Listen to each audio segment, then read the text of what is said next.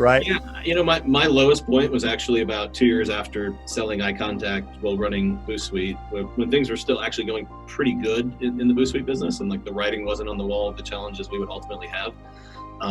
I found myself just completely overtaken with anxiety, probably mild depression, but it still hurt, sucked, felt terrible, and I just couldn't get it together. Like my happiness was at an all-time life low, and I have more money than I've ever had.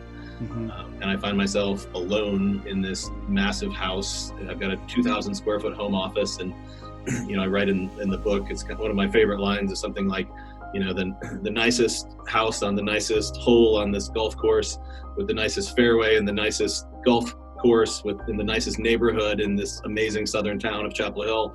And I feel completely alone. And I don't know. That's powerful, bro. How I've gotten there. That is. You weren't married at the time? I was married at the time. Yep. Okay. Yep. Okay. So, and we had young kids at the time. So had the family, but just these moments of like sitting in my office and, which was just anxiety overtaking me. And I looked at myself and I'm like, man, whatever I started with 10 years ago as an entrepreneur, I was a happy, optimistic, dreamer type person. Yeah. And it didn't make it through the ride. It squirted me out the other end with a whole bunch of money out of this process, and I lost everything else.